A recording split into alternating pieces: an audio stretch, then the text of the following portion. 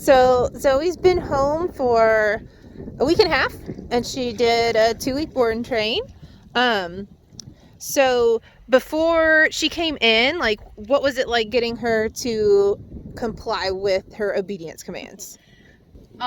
We didn't have compliance, so I think that's where we started. There was just a complete lack of obedience that occurred no matter what commands it was that she was getting. So starting off, things were really rough because I didn't trust her, and I think she didn't trust me, and we didn't really have very good communication. So obedience was definitely lacking when we started. Yeah. So how's she been complying in the last week and a half? Things have been much better. As far as her like placing in the house goes and obedience goes, and just really listening and following commands, we've just been doing a much better job. She's able to hold her place for a really long time. I'm not having to give her as many corrections, and like really just starting to be able to focus on some of the fine tuning of things versus just constantly having to stress and worry about what she's doing in the house, outside of the house. So obedience has been much better, and we're obviously able to be in settings like this and not have a panic attack. So yes. Things have been much better overall.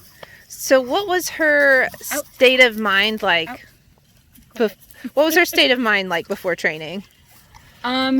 Very hard and very stubborn, very hard and very laser focused. I think like zoning in on things and not being able to break our concentration from that was probably her biggest issue, and what led to the numerous like almost fights, actual fights, like just having to keep her separated from all dogs and people.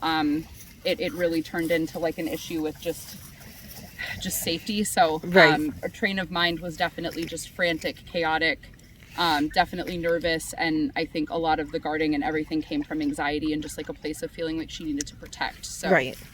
So what's her state of mind been like the past week and a half?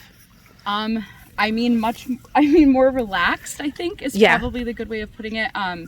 Just more focused on me. I think that's probably the thing that's helped the most in the last like week having her home, is that like she now looks to me to ask and kind of have me tell her what to do versus just assuming that she knows or that she's able to kind of be in control and then just doing that. Right.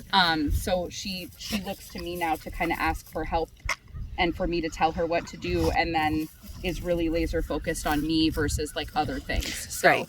I think that we're doing much better with it. Good. So do you feel more equipped to just live life with her, especially, a dog that has bitten other dogs and things like that? Yeah. This in and of itself, like I didn't, at the point at which we came to training, I didn't allow Zoe to be around other dogs. Mm-hmm. So we were at the point of like that severity level where I just didn't even allow her to interact or kind of do a lot of things that I wish that I could have allowed her to do because of the fear that I had and the anxiety. So I think having her in settings like this, especially like today, and just seeing her be able to be around other dogs but not have it be this frantic, chaotic experience, and right. and see her just like thrive in an environment like this, like has just given me a lot of confidence to be able to just like manage these situations and to be able to take her out and like allow her to do things that I know make her happy, right, without right. fear and anxiety getting in the way of it. So do you think she will have a fuller life after training? Yeah, absolutely. Good. We already are. She's in a field playing in a pond with other dogs, so this is more than what we've gotten before. Yeah. So We're doing good. Well, thank you. Yeah.